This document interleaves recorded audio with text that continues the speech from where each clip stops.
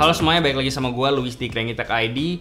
Hal yang paling gue suka dari sebuah brand keyboard mechanical itu adalah mereka nggak ngejual gimmick sama sekali, dan mereka cuman pure ngejual gimana suara experience kita dan gimana jari-jari kita bisa ngetik dengan enak atau nyaman berlama-lama di sebuah keyboard mechanical itu sendiri. Dan gak lupa juga soal nilai seni yang ada di keyboard mechanical. Makanya biasanya keyboard mechanical itu punya varian atau opsi warna keycaps yang berbeda-beda, dan harganya biasanya juga cukup tinggi dan bahkan bisa ngalahin dari harga keyboardnya itu. Jadi kali ini gue lagi kedatangan satu keyboard. Ini adalah Farmilo VA87M Vintage Days CMYK dengan paduan keycaps yang sangat unik. Gue pribadi suka banget koordinasi warna keycaps yang ada di keyboard ini, ngasih kesan vintage, kelihatan clean banget, dan kebetulan match juga dengan setup gue. Untuk harga sendiri, keyboard ini ada di harga 2 jutaan, dan ini keyboard yang gue rasa emang ditargetin untuk antusias. Karena seperti yang udah gue bilang sebelumnya, kalau keyboard mechanical dari brand-brand seperti Farmilo ini bener-bener cuma ngejual soal kualitas keyboardnya, kualitas keycaps, build quality, lalu gimana pengalaman kita waktu ngetik di keyboard itu sendiri.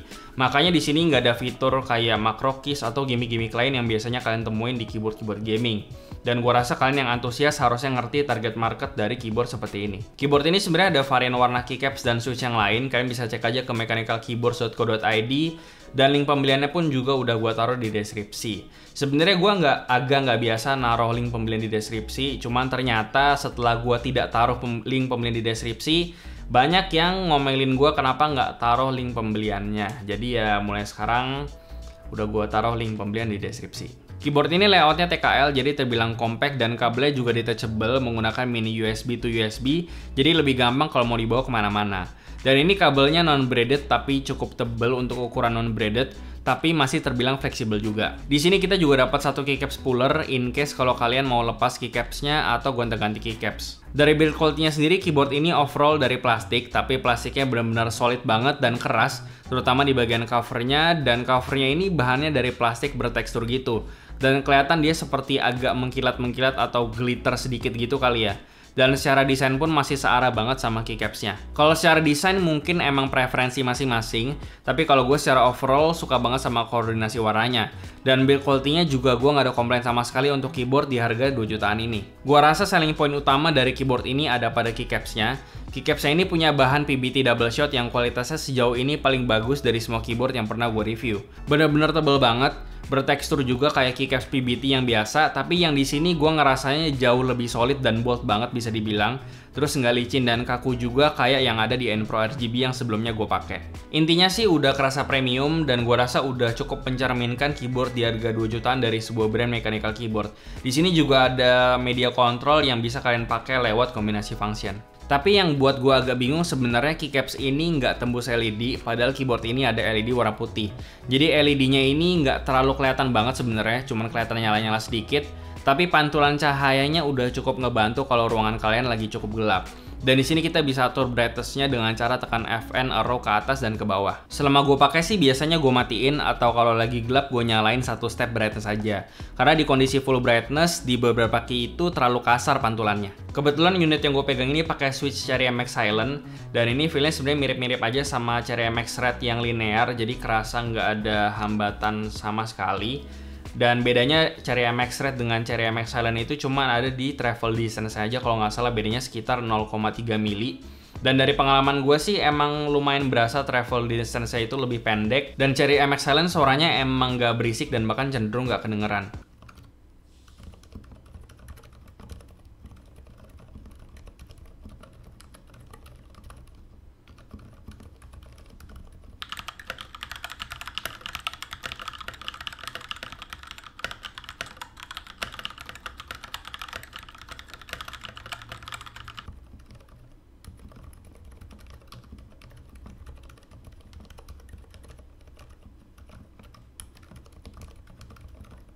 Kalau soal switchnya sih, karena keyboard gue yang sebelumnya pakai switch Romergy Tactile, jadi gue perlu beberapa waktu untuk adaptasi karena dia switchnya feel-nya itu beda jauh, yang ini linear. Dan yang paling utamanya sih karena dia nggak berisik juga. Paling kalian cuma perlu hati-hati kepencet aja, karena switchnya ini nggak kerasa ada hambatan waktu kita lagi tekan setengah switchnya. Waktu gue pakai pun kadang suka salah ketik atau bahkan main game juga nggak sengaja ketekan. Tapi kalau kalian udah terbiasa harusnya nggak ada masalah. Kalau untuk performa main gamenya sih Switch linear itu secara teori emang lebih kenceng daripada Switch lain. Tapi gue ngerasanya sih semua jenis Switch advantage-nya sama-sama aja. Karena yang lebih penting kalau soal keyboard menurut gue adalah soal preferensi Switch atau selera aja sih sebenarnya. Untuk kesimpulannya sih di harga 2 juta gue rasa kalian yang seorang keyboard entusias harusnya ngerti kenapa keyboard ini dijual dengan harga segini. Kualitas keycapsnya oke, build quality-nya juga udah sangat aman banget. Hal yang paling ngejual di keyboard ini sebenarnya ada di keycapsnya kalau menurut gua.